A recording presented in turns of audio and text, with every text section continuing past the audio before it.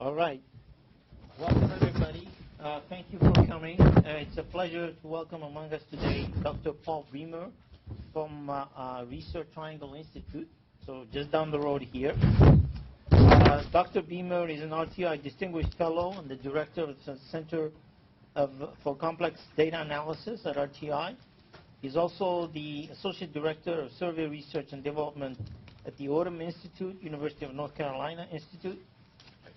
He has over 35 years of experience in statistical methodology and is the author of over 100 publications in this field.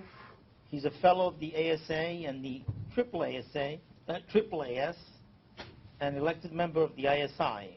And among his awards also are the Hartley Award, the Morris Hanson Award, and the Harriet Award for his work in statistics and statistical data analysis. It's a pleasure to have him here today talking about some of the work they're doing at RTI, actually a lot of which we as a group, my group I'm talking about, but also I know LAS is interested, would be interested in this kind of work.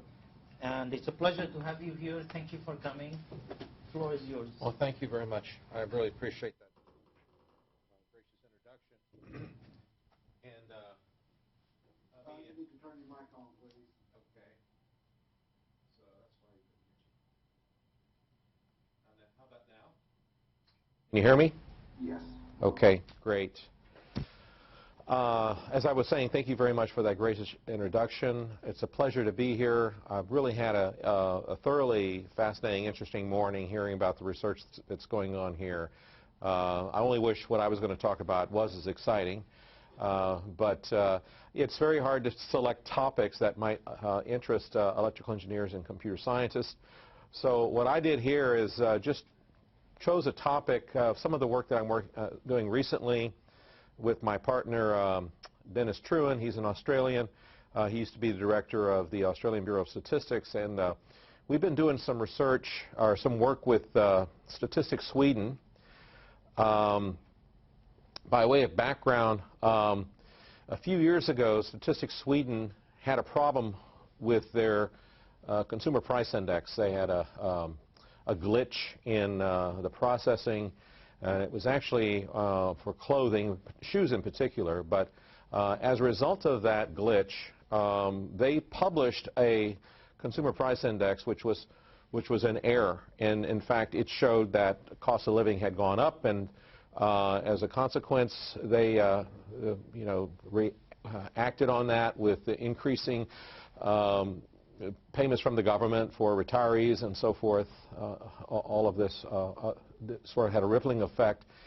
And after those payments had been made, then sometime later they discovered that they had this problem, and of course it was too late by then, but several hundreds of millions of kroner were paid out unnecessarily.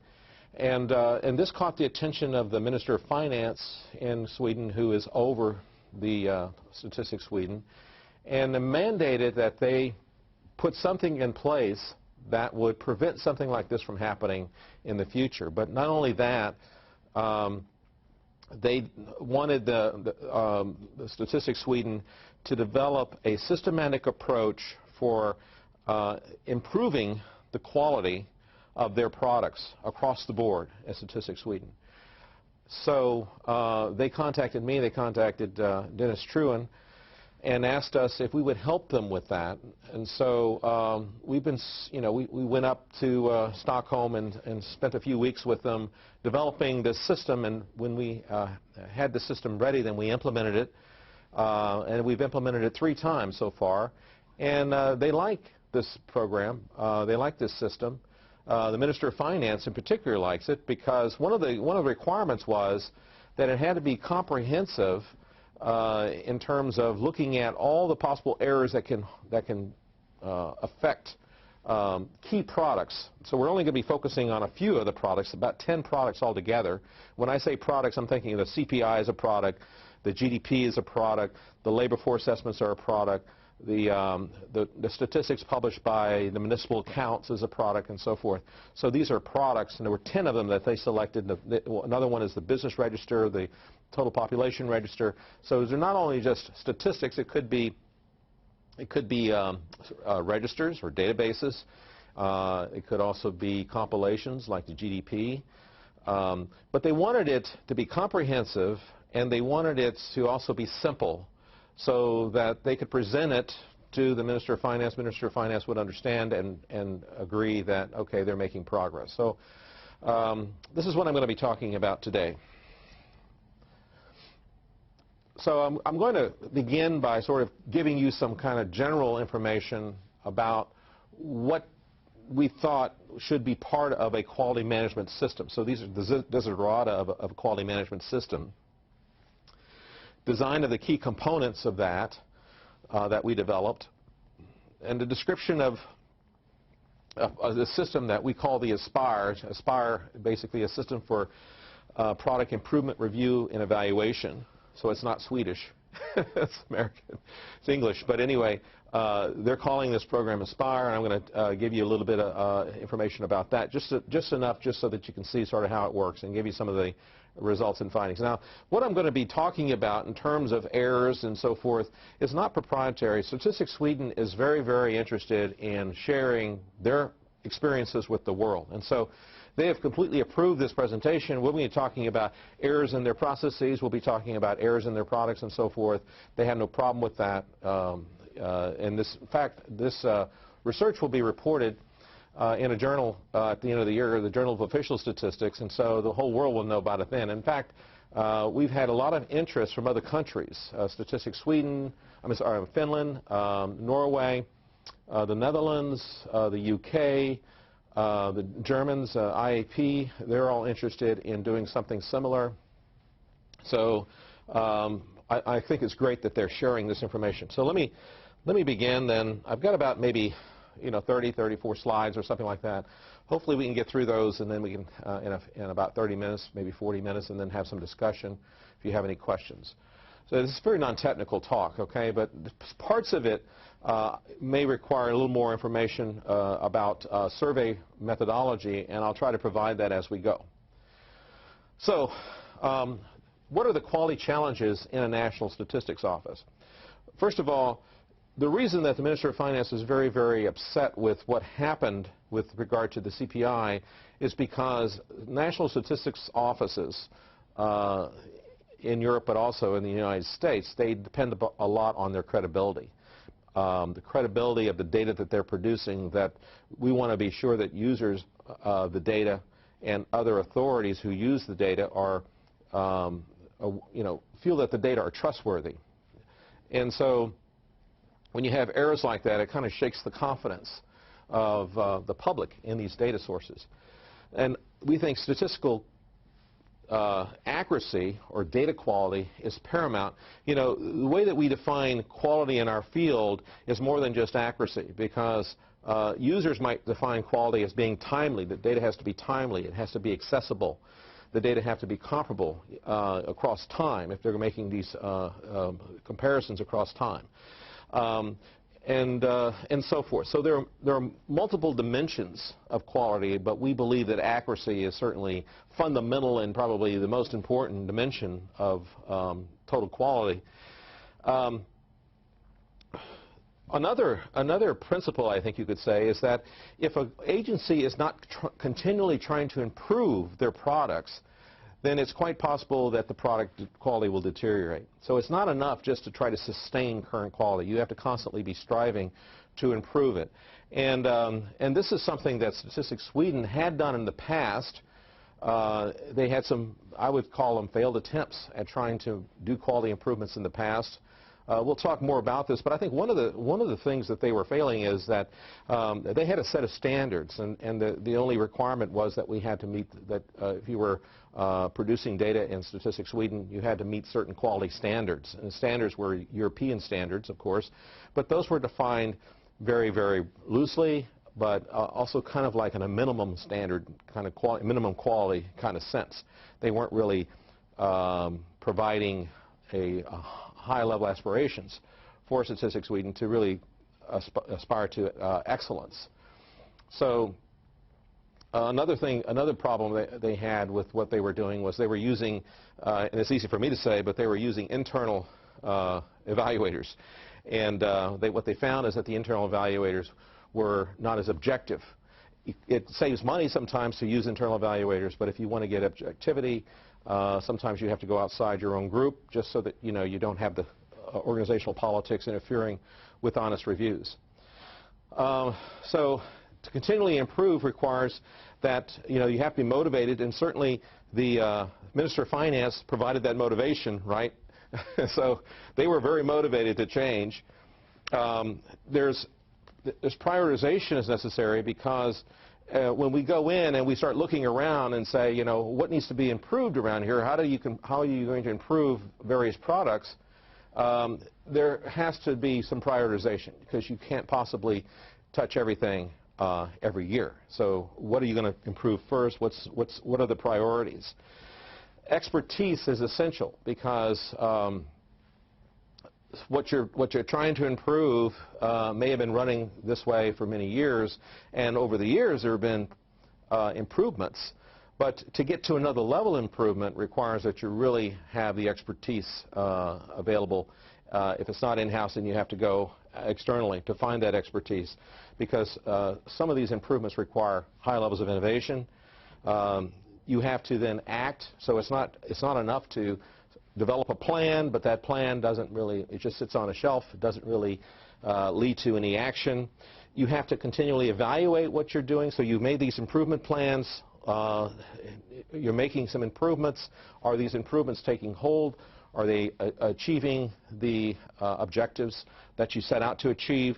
That type of evaluation is very important. And then the last thing, but not least, is to be persistent. And this is why we're doing annual reviews in Statistics Sweden, is because there's so many things to distract and to get sort of sidetracked when you're dealing in a national statistics office, and to focus on, if you're making some progress in an area, to be persistent and continue to focus on that area over time is the way to really gain real improvements. Hey, Paul. Yes? These products here, I just wanted to get a question out here. Are they, in a couple, first slide or so, you were talking about CPI. Yes, it's a product. As a statistical product, but you also talk about product reports, or there's something more sophisticated. I mean, it's not just here's today's CPI, or here's this quarter's CPI, the scalar thing that comes out once a year, right, once a quarter, once a semester or something. You actually have, there's a product report that explains what the data was that went into the calculation and number, what the methodologies were applied to create that number, and you're going in and reproducing, not reproducing, but reevaluating all the data up to that point, or are you adding on to onto those reports? I mean, how do these reports come out every? Okay, there's a report. So the CPI, let's take the CPI for an example. There is a process that is a very complex process where you have data collectors out in the field, and they're collecting prices from stores and so forth. You've got other data coming in from different sources, and it all comes together, and they produce this consumer price index. And so we can say that the consumer price index statistics is a product, but what went into that to produce that is a process. And what we're going to be doing and what we do with Aspire is we go in and we look at the process, and we see whether or not there are process improvements to be made that will affect product quality. And so a lot of what we're doing to affect product quality is process improvement. And the assumption is that if you can make the process better, the products coming out of that process will be better. So I think you'll understand more when we go through this, but that's the principle. Now, we say accuracy is achieved by minimizing the total error in a product. And I'm going to define what we mean by total error. We have a very detailed, I guess you could say, definition. And it could be different in terms of the errors. The error profile could be very different depending upon whether we're talking about a frame, register, or database, which is just a data set, say. A frame, basically, for those of you who aren't survey statisticians or survey methodologists, is basically just like a register that you're going to be sampling from. So you draw samples from the frame. And the frames can have all kinds of deficiencies. It could be population members missing, there could be non-population members present, there could be duplications and those things. And then you have statistical estimates like the unemployment rate, the consumer price index, the value of exports. Those are statistical estimates. Those are also products. You could have data analyses. There could be data analysis that come out, time series analysis, policy analysis, and so forth. Those are also products, and they would have a different error profile than the first two. And then you have compilations, and I'll explain more how the gross domestic product and the annual gross domestic product and those national accounts. I'll show you something about how complex those processes are and lots of opportunity for error there. And so the reason we want to consider an error model or an error profile is because we want to be, first of all, we want to be very comprehensive. We don't want to miss anything. The other thing is it would be good to be able to parse the total error into discrete parts, which are non-overlapping, so mutually exclusive, exhaustive components, so that we can manage the total error better by focusing on a small part of it. So we find out that, say, non-response might be a component of the total error. If non-response is a problem, then we can go in and try to figure out why non-response is a problem. Is it causing a bias? Is it a problem due to non-contacts? Is it a problem due to refusals? Because this is from the survey data. So we need to develop an error model that does this parsing of the total error so that we can better focus on those error components which are problematic. It also makes sure that that we don't count anything twice. We don't want them to overlap because we don't want to penalize. I mean, you're going to see that what we've come up with is like a rating system. So we're going to give them a score, and we're going to monitor this score over time. And that's what the Ministry of Finance is going to use to determine how much improvement there has been made. So, so this also gives us an opportunity to be fair in terms of how we want to rate them.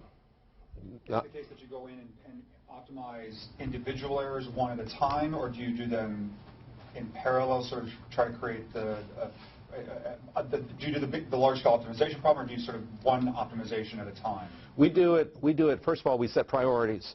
So a lot of this is going to sound very subjective. It's based upon my knowledge and Dennis's knowledge of our experience. I mean, Dennis being, he was a director of the Australian Bureau of Statistics for 10 years. He knows a lot about these error sources as well. But we will, the process is one where we're gathering a lot of information, and then we decide sort of on the basis of that information what is the key thing that they need to improve or key things that they need to improve for a specific product. Then we give them recommendations on what they need to do that, and then they set off. And again, it's part of the process. So it's not like saying, we think that you need to do some sort of non-response adjustment on the CPI because there's a potential bias there. But rather we will look at what they're doing for non-response bias or other biases and suggest that how can they change the process to make that improvement. You'll be able to understand this better as we go through here. Does this fall into the context of big data problems, or is it really sort of manageable? Here's a couple hundred megabytes of stuff. It isn't big data in the sense that we are really talking about data sets that won't fit on a computer. However, what they are doing is they're starting to move in the direction of using big data to supplement what they're getting from survey data. For example, in the CPI, they may use prices off the internet to be able to check the prices that the price collectors are getting from stores and on the ground. So, and eventually they may move totally to prices on the internet. But for now, they're basically using it as sort of a supplemental device. And there are other opportunities for them to use big data in their processing. But yeah, I mean, one of my interests, and we can talk about this maybe in the discussion, is as we move more into the realm of big data and using big data to supplement survey data, how does the error model need to change in order to be able to reflect the errors associated with big data, which may be different than what we have for small data, I guess you could say. Now, we're not going to talk about the data analysis, but I'll talk about these other things as we go through here. So we need an error decomposition model so that we can treat the error component-wise. We need some criteria. So what criteria are we going to use to be able to score each product? So what are we looking for? What are we looking for in the process? What are process characteristics that we can evaluate and we can say, yeah, you're doing well on this characteristic, you're not doing well on this characteristic. So another thing we had to develop is sort of the quality criteria here. And guidelines are necessary because what we want to do is, we don't want to have differences, inter-rater differences. If you think of Dennis and I being the raters, that we could disagree, and we have disagreed, on what a rating should be for a particular criteria. And by having guidelines, it limits or it reduces the number of disagreements because we can all then sort of kind of check off whether or not this guideline applies or not. It's just there's still some subjectivity in terms of whether the guideline is being met. We need a rating system and rules for scoring. We need a risk assessment process. So as you'll see when we go through this, risk assessment is an important part of this, and we can distinguish between two types of risk, which is intrinsic risk and residual risk. And the intrinsic risk is defined as basically kind of the risk of doing nothing to address the risk. So for example, if you have a survey like the labor force survey, which collects unemployment, and the response rate to that survey is about 60%. Now, that 60% response rate is after they've done made all sorts of efforts to try to improve the response rate. And in addition, they have statistical adjustments that they do to the data after they've collected it to try to reduce any bias associated with that level of non-response. Now, if you remove all those efforts, the response rate would be much lower and the bias would be much greater.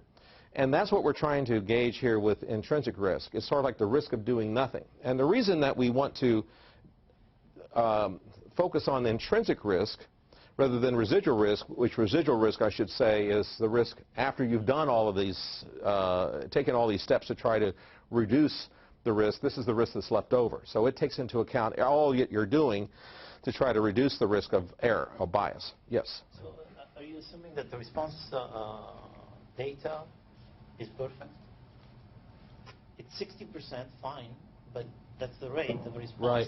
But do you then go ahead and assume that all the responses are foolproof? No, that's another error source. That's called measurement error. And so when you see the decomposition of the error, you'll see that we have components for non-response, but we also have components for measurement error. We have components for data processing error. We have components for modeling error and so forth. So no, we don't.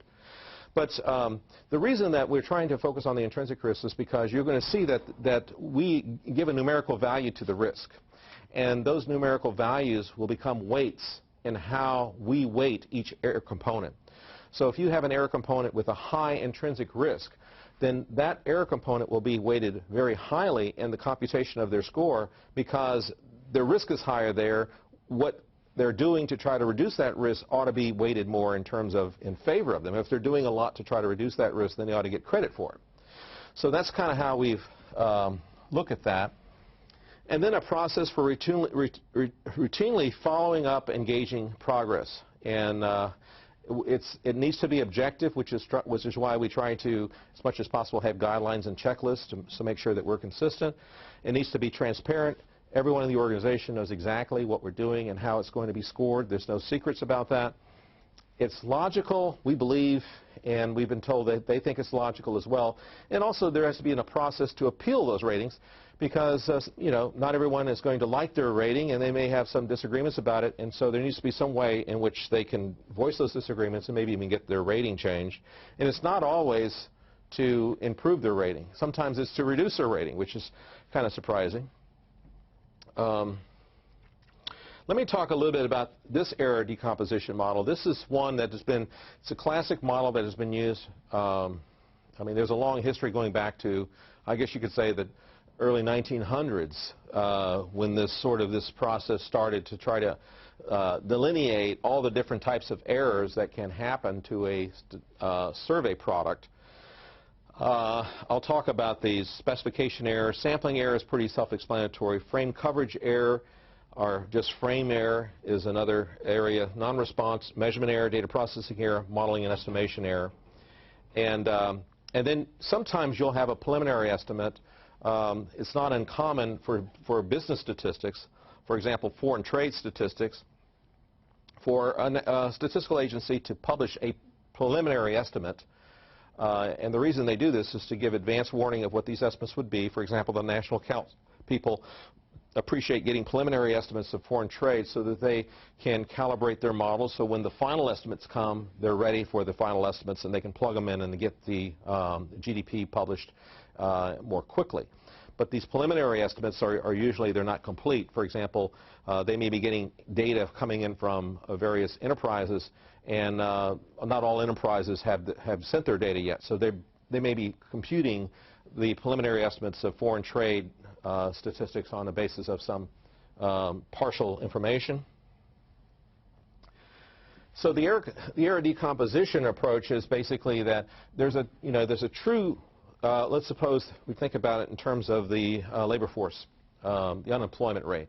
So one can think of there's the true unemployment rate.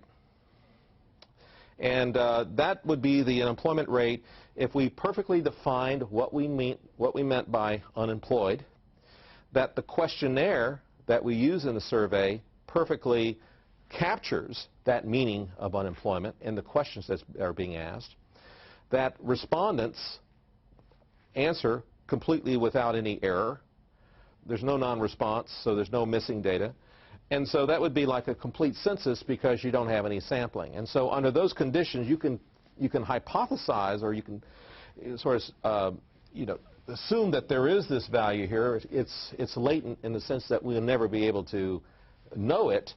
One of the reasons is because we may not have a perfect representation of that concept. So the labor economists, they know what they mean when they say unemployed. But whether that information is captured in the survey is another question. For example, in the current population survey in the United States, there was a specification error in that the labor, this had to do with whether individuals were on layoff. Okay, so the questionnaire basically said, are you on layoff? And if the respondent said, yes, I was laid off, then they were on layoff.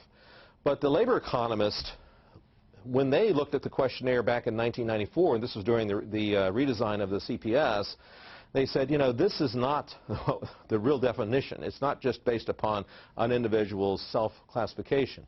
But there's some rules here. For example, the employer had to give the individual some indication that they might be recalled to work if their job became available again. So if there wasn't this indication to them, then they can't be on layoff. But not only that, if the employer, let's suppose that the employer did that, they would have to be able and willing to go back to work. So if they were ill or something like that, then they weren't physically able to return to work, then they couldn't be on layoff, because if they were recalled, then they couldn't work anyway.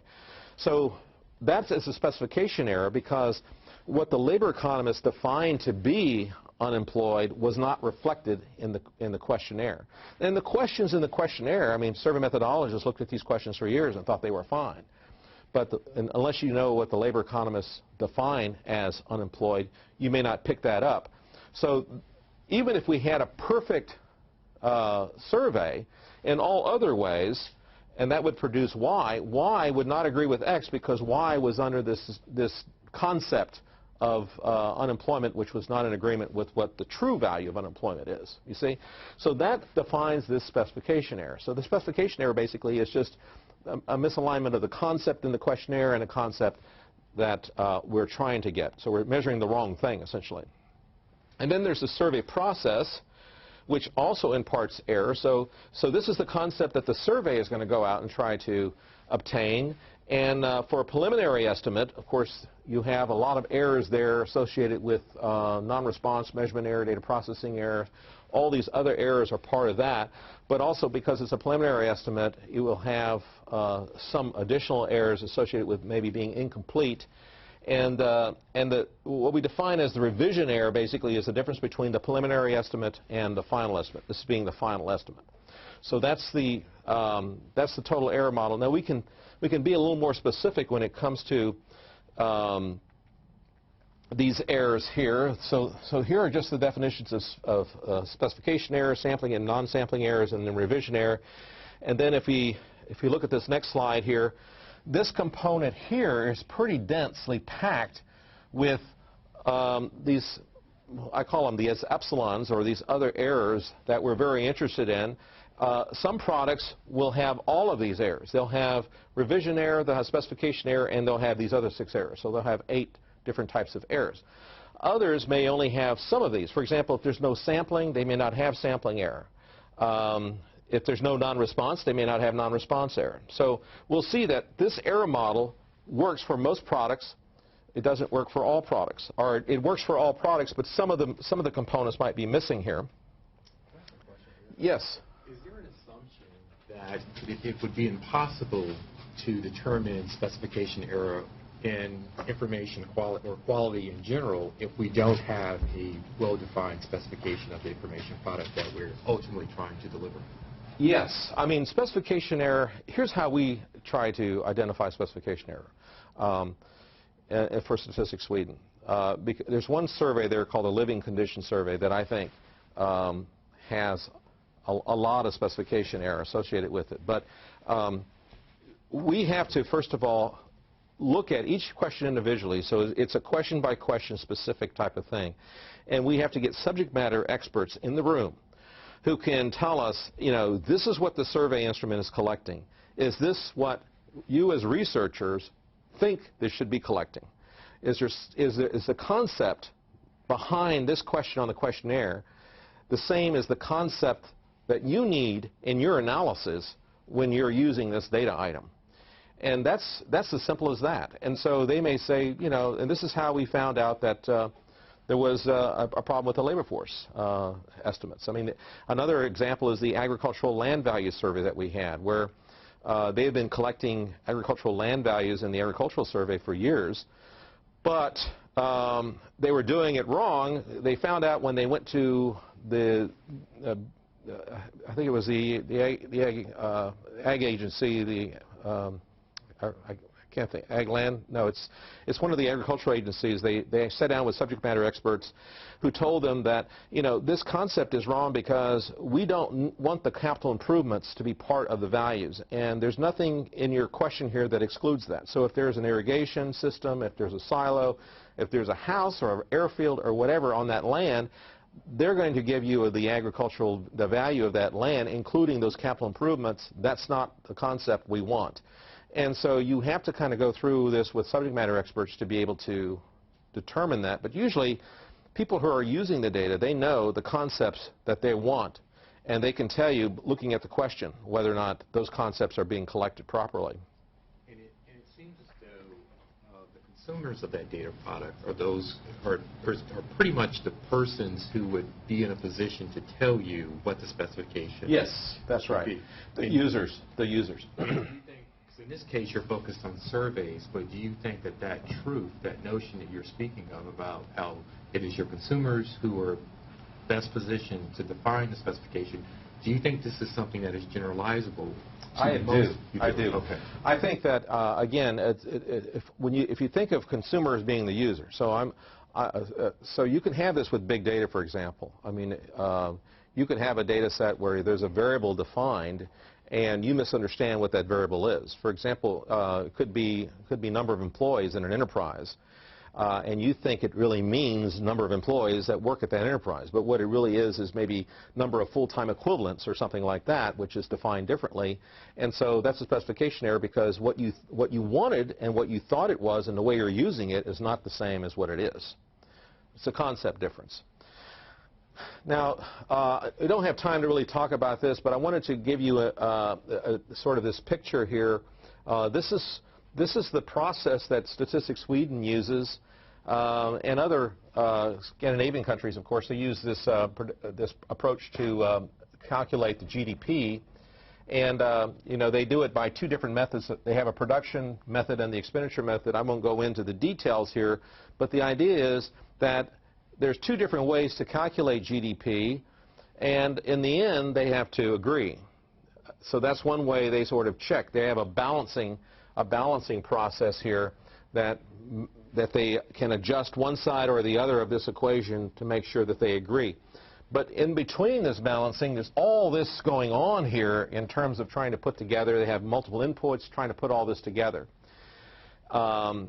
Now, this is a different error model altogether than the one we've talked about for the other products. I just wanted to let you know that we had to define different error models for different products because the error model that I showed you before that had those 8 sources of error isn't going to be applicable to something as complex as developing a GDP. Now, it might apply to one of these inputs. For example, one of these inputs is the Survey of Business Statistics. Survey of Business Statistics, they have non-response, they have measurement error, they have all these other errors that we talked about, specification error and so forth. That only affects one input. And there are many inputs that go into the GDP. So this part might be, our error model might be fine, but we had to define a much more elaborate one and had to evaluate the product based upon that error decomposition. Now, the scoring and rating system we use, again, keep in mind that the Minister of Finance is going to be reviewing this information, so we kind of went to a visual scale, looks like Consumer Reports. That's exactly where I got the idea, using Consumer Reports as sort of a model here, the Harvey balls. And we have a 5-point rating scale, which we can refine a little bit, say, you know, it's a high poor, a low poor, a high fare, low fare, and so forth. So it gives us a little wiggle room in each of these 5 categories. So it's a 10 category altogether. And we're going to develop these criteria. We came up with these 5 criteria. So think of a product. You have a product like, say, the labor force survey. You've got error sources associated with the labor force survey, specification error. You have sampling error, non-response, etc. For each of those errors, sources, non-response, measurement error, and so forth, we're going to apply these 5 criteria. So we're going to say, for the labor force survey, how knowledgeable are they of specification error? How much do they communicate to suppliers and users the risk associated with specification error? Are they complying with standards with regard to what the standards say they should be doing to identify specification error and deal with it? What about best practices? Are they setting best practices? Are they at the top of their field in terms of what they're doing in that area? Do they have the available expertise for monitoring and controlling error from this source? Do they have plans in place, and are they working to try to improve? And what is the status of those plans? Are they actually active on those plans?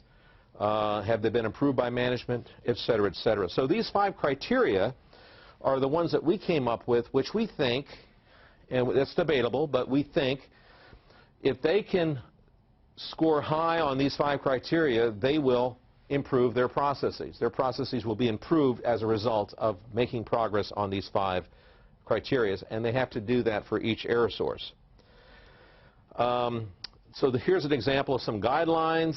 You can see that the guidelines apply from poor, fair, going upwards. So, for example, for poor, internal program documentation does not acknowledge the source of whatever error source we're talking about as a potential factor for the product accuracy, and they would get a poor if that's true.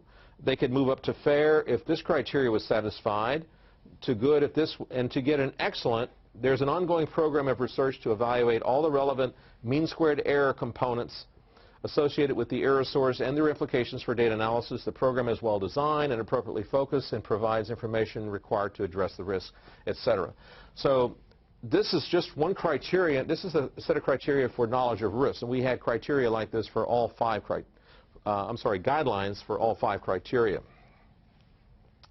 We also converted those guidelines into checklists, which helped us a little bit in being able to record the information. And then we had this scoring mechanism, and there's all sorts of ways one can try to collect the scores across the various sources of error for a product. Think of this score basically as being an average. So, you know, if they scored fair on specification error, they scored good on non-response, and so forth. If specification error was rated as low risk, it would get a 1 weight. If non-response was rated as a very high risk or high risk, it would get a 3. And then we basically weight those and sum them up and get like a weighted average weighted by the intrinsic risk. And I'll show you, here's an example of one we did for the labor force survey in 2011. Here you can see the relevant sources of error. Revision error doesn't apply to this particular product. You have the 5 criteria here. You have sort of a visual that shows you, okay, this means very good, this means fair, this means good, this is excellent. So you can see at a glance, you know, if you have any red, that's not good. That's, if you have a solid circle that's red, that would be poor. You don't see any here, but there were some. And so, you know, the product staff, as well as the Minister of Finance, as well as the Director General of Statistics Sweden, can just look at this and see how this particular product is going. You can see the risk ratings, low, high, medium, along here. So it gives you a lot of information in one table. And then let me come back to this. I'll show you, these are the products: foreign trade, labor force, annual municipal accounts, and so forth. We had some registers, which is, again, a different error model. They use these registers for a number of things. Sampling frames for surveys is one, but you can see you can have specification error, you can have different types of problems with coverage and over-coverage and duplication, etc. And then you have this error for the compilations. Now this ratings you can see is basically based upon 2011 and 2012. So there are 2 rounds being shown here on this table. This is for 2012. So here are the ratings for that year, and you can see that they rated. If you add these together, these ratings together, average these, you get a score of around 70, compared to 66 they had in the prior year. This one didn't change. You had 52. This time they had 56, so actually went down on non-response. One reason they went down on non-response is because their problems, they developed problems with non-response, indicated their knowledge of the risk and their planning. They didn't really complete their planning, so their planning actually deteriorated. So their scores actually deteriorated in this area from the prior year, and that can happen. But for most part, you see some improvements here. Overall, they went from a 56.4 to a 60.9, so they made some improvements in this area of the labor force survey. And then we used the shading. We may have gone a little bit overboard with putting information on this, but we wanted to show, you know, there were deteriorations. There were actually deteriorations that can happen as well as improvements. So anytime a score improved from the prior year, we gave it a sort of this salmon color, and anytime they deteriorated, we gave it this darker blue color. So there's a lot of information being conveyed in this table about sort of what they're doing. And then we have this overall table, which now you can see all the products except for the national accounts, which isn't on this table because it's so different. But you have the municipal account survey, the CPI, foreign trade of goods, labor force survey, structural business survey, the living condition survey, and then you have these 2 registers, business register and the total population register. You can see their ratings. One of the things you can see by looking across this way is how often, for measurement error and content error is sort of a generic term we use for the frames because we're not sure why the content is an error. It could be a measurement error, could be data processing error, could be something else, but it's just wrong information. But you can see going across there how often you see red. And those red numbers indicate high risk. So measurement error is one of the highest risk error sources that they have among the products, these 8 products in particular. And these scores for measurement error, if you compare them with other error sources, are not that high. So they have, it's not the lowest score. This 54 here for modeling and estimation error is probably the lowest one, but it's next to the lowest score. So one thing you can see from this is that they have a lot of risk associated with collecting data that have a lot of measurement error, and they're not doing enough to really work on that problem. Non-response also is a very high in importance, but it's bolded in a number of cases, meaning it's medium to high risk. If it's bolded in red, if red is high risk. But it's also not a one that I would say they excel in. The error source that they seem to be doing the most, having the most progress in terms of reducing risk is sampling error, which makes sense because, they've been doing sampling error for many, many decades. And some of the stuff in sampling error is easy to compute. It's easy to, and there's lots of sampling statisticians that are very expert in that area. Some of these other error sources, however, are very problematic, and they need to be making more progress on that. And then I think I have a slide here that just shows kind of looking at the 3 rounds that we did. For many of these products, you can see that there's been some continual improvement. Here has not been very much improvement. There was no improvement for this product from last year to this year. But overall, you could say, if you look at this last set of bars, they have been making some progress. And, the question is, has this progress been, this is progress that they've made in improving the processes. Can we say the same thing about the product quality itself? That is, if we were to compute the total mean squared error associated with some of the estimates, would the total mean squared error show reduction over the 3 years as the process improvements have shown improvement over the 3 years?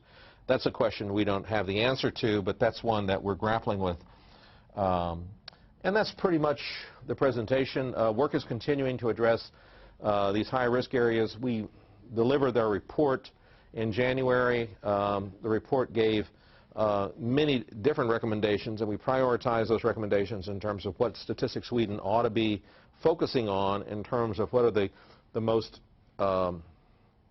important errors, I guess you could say, the ones that would probably, if they were to resolve some of these problems with their products, would improve quality over the products maximally. That's one of the things they've asked us is sort of, where should we only have limited resources? Where should we be putting our resources in the coming year in order to be able to improve product quality overall? I also made a comment here about sort of how the staff reacts to this system. And I will say that, in 2011 when we did this for the first time, we had kind of a cold reception from the staff. They weren't real excited about this kind of evaluation process, weren't really sure that these 2 external consultants could deliver something that would be meaningful to the agency to really make improvements there.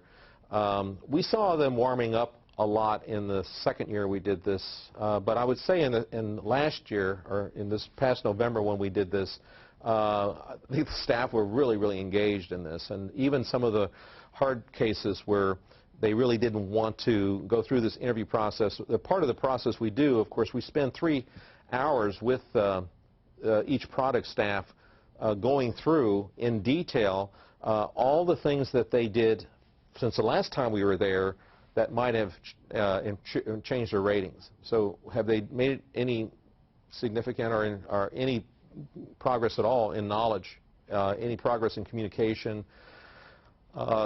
standards and best practices, expertise, planning and so forth, any progress at all in these areas, and we do that by error source so that we have a pretty good idea what they've done since the last time we were there in all these areas, and then we score them. And we see that they're really working diligently to make these improvements now. So I think they've really gotten a religion, and they believe that this process is working.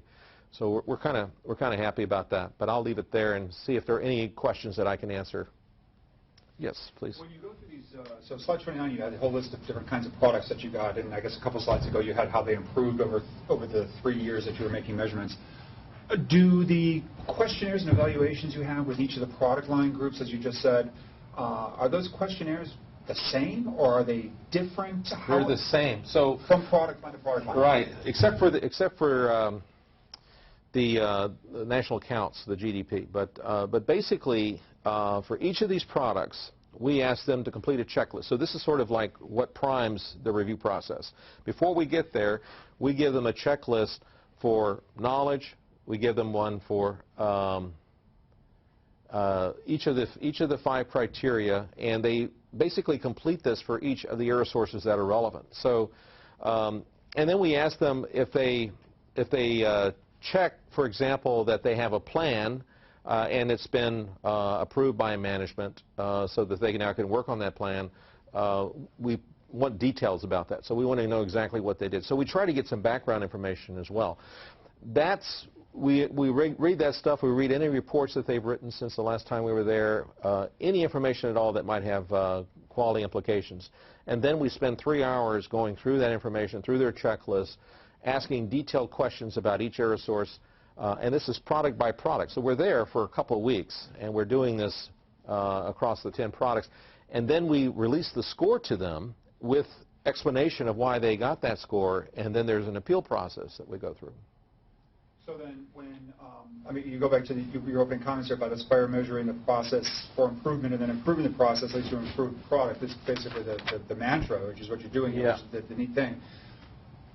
Can I take exactly what you described and apply it to faculty in different departments to get a better process of generating students out of the math department, the computer science department, the electrical engineering department? Can I take that framework and apply it almost plug and play? I don't see why not. I mean, of course, you would have to change up the criteria. And also, if you think about these error sources as being kind of components of accuracy, you might say that there are different components for, say, faculty performance. They don't have anything to do with non-response and all those error components. But there are other components. Yeah, it could be. Yeah, it could be. There could be other components. So if you can sort of decompose, as we decompose the error, decompose whatever it is you're trying to measure on the faculty and apply criteria to it, then this framework should be able to give you similar kinds of process improvements, I would think. I'm looking for reuse of the concept here, because I think it's really quite cool. Because now from faculty, can I apply it to graduate students and get better? Let's suppose the product is a thesis. Yes. Can I do that at the student level? Not just undergraduates, but not just graduate students, but undergraduates or people who. Can I apply the same kind of process to investigative journalists? Can I write a better newspaper report by taking your formalism, dumping it right into the New York Times front office or the Washington Post front office, and getting a better newspaper, newspaper in the old days, report, a newspaper article? Can I get a better report on? Yeah, I mean, I'm generalizing the notion of report. No, I like the idea of what you're doing. I mean, basically what you're saying is let's take this framework and let's make it more generic. So what we call products could be students or could be faculty. What we call these error components could be components of whatever it is you're trying to measure. And these 5 criteria that we use, knowledge and communication, all that stuff, could be whatever criteria you think are important to improve whatever process you're trying to model. So if you pull it into a sort of generic framework, then you've got your scoring process, you've got the whole interviewing process of data gathering, the use of guidelines, the use of checklists and so forth to create scores, and then you're going to be sort of rating whatever your products, in quotes, are. And I think it would work. It particularly works well if you're sort of looking at things over time, because in an absolute sense, I mean, the first time we did this back in 2011, they got a score out and they said, well, what does that mean? I mean, we're a 42. What is a 42? Well, they could kind of compare it with other products and what do the other products get for this particular error source. But it becomes more meaningful when you can look and see, this is what your score was, 42 last year, it's 48 this year, and the reason is because you made improvements in these areas, and that's a little more meaningful to look at it over time. So intra-domain, it's comparable from time to time. That's right, intra-domain. The variability across a particular subject is comparable, but intra, extra, whatever. I mean, if I look at them, if I'm looking across the product reports, I can't. 48 here and 42 there doesn't mean that 48 is better than 42. Not necessarily. Yeah. Not necessarily. You know, That's fine. I mean, we try to warn people that, you know, if you're a labor force, don't compare your scores with CPI, because they got a very different process. And not only that, but it may be okay for them. I mean, management may make a conscious decision. You know, there are 42. That's fine. We don't want them to excel in that area. They're a bigger fish to fry. We want them to be a 65 in this area. We're not going to put resources necessarily in the lowest score. Or there could be a higher score over in labor force, and we're putting our money there rather than this lower score over in CPI, because we want labor force to improve in this area because it's more detrimental to overall quality. The thing I kind of think about is that, going back to that point of intrinsic risk, there are going to be certain products just by their specification and their nature, they're going to have more intrinsic risk baked into them, and therefore you can't really, there's not an head-to-head comparison. The question that I wanted to ask, of course, we all see, I think, the fact that, you know, the work that you've done through surveys is generalizable to really all information products to some degree. As long as you can, well, you tell me. No, I think, I hadn't thought about it before. That's why I'm kind of saying, yeah, you may have a point. Some of the I guess cursory reading I've done in this space, I was just speaking of information quality, and I'm seeing some of the concepts show up here in this presentation. But one of the questions that I'm curious about, you didn't show in your presentation, but I would imagine it's there, is especially when you were showing the example of your compilation products. You kind of showed this concept of a data flow, process flow, leading to the compilation of all these various inputs. Right. Does your framework allow for that higher level specification to be distributed within that pipeline? If you get the sense of what I mean, and as well as the actual error. Yeah. And do you feel that your approach for doing that, does it feel very concrete, or when you guys are in the process of distributing that specification in that era, does it feel very fuzzy, like you're not really sure what? Well, it's very time consuming. For example, you know, let's think about GDP, for example, and you saw that very complicated flow diagram I drew up there, but there are many inputs that go into this. You know, we would be there for a very long time, you know, several weeks, to try to untangle all of that and evaluate every component of that.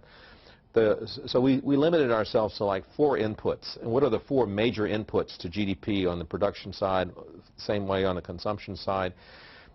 Each one of those takes a long time to talk about. And, you know, when you're talking with the national accounts people, you know, about the structural business survey, you're talking to them about what are you getting from the structural business survey that go into the GDP estimates, what are you doing to those data, and what are you doing to check them, what are you doing to edit them, how are they being used, and so forth. So it's a very different conversation than when you're talking with the structural business survey people about, you know, what are you doing to try to get information from the enterprises that's accurate, timely, and not subject to a lot of missingness and so forth. So in some sense, we collect a lot of information on that survey in one context, but then when we move to another context, it takes on a different emphasis, and kind of redo all that. So there's not a lot of duplication. So we spend a lot of time in discussion with these people, and so we can't be, since we're external consultants and there's a price tag associated with, you know, our involvement, we have 2 weeks, basically. That's what they can afford, and that's what they've allowed us to go in there. And I'll tell you, it is brutal. It's brutal 2 weeks to try to collect all this information and formulate these judgments.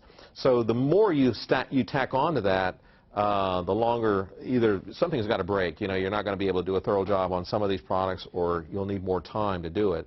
But I think it's, for the GDP in particular, I think there needs to be probably a lot more detail that we're collecting, because, like you say, there are layers going into that. It's like a big black box, and as you start digging into that, you find out stuff that you didn't realize was going on, and that could change the ratings.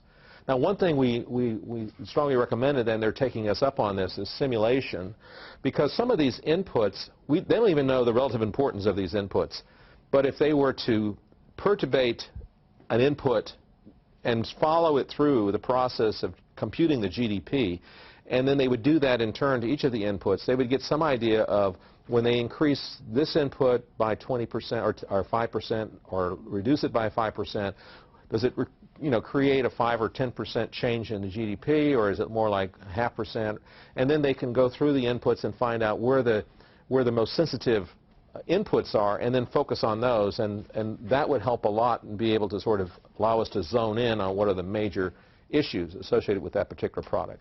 They haven't done that yet, but that's something they're planning to do. So again, part of this is trying to figure out, you've got limited resources, where do you want to focus on? What do you want to concentrate on? And sometimes you're just guessing about what's important, and it would be good to have hard data to be able to guide us better. You had a question? Yeah, so your method evaluates the process of creating those products. It doesn't evaluate how good the products are, eventually, whatever good means, right? That's right. So here's the thing. If you see some of these criteria, let me see if I can back up. Go back to the criteria for a second. So they could get a pretty good rating here for knowledge, let's say. Again, it's kind of the way knowledge of risk is rated. If they don't know anything about it, then they get a poor. If they know a little bit about it, they can go to a fair. If they know a little bit more about it, and you can see when we have these guidelines what that means, then they can get a good. To get, however, up to very good, now they have to actually measure something quantitatively. So to get a good, let's suppose that we're talking about non-response. You can look at a non-response rate. What's the proportion of the people who are eligible who did not respond that should have responded? Okay, you can break that down by demographic group. You can do a lot of analysis to say, okay, we've got problems in this demographic because the response rate is very low here. And that's one type of analysis, but that analysis doesn't tell you anything about the bias. It only tells you about the rate or the risk of bias. And so we would give them a good. But to get a very good, they would have to do something to quantify what is the bias in, say, the labor force survey as a result of getting a 40% non-response rate. And to do that, they would have to go out and they would have to measure something. Well, they have registers, and they can use those registers. There's a lot of information contained in them on the non-respondents. They know who the non-respondents are, and they can look up some of their characteristics in the register.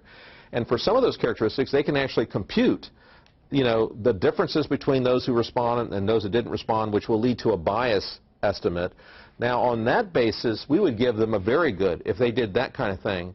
To get an excellent, now that only contains information about these proxy variables, demographics and so forth. But what about labor force itself?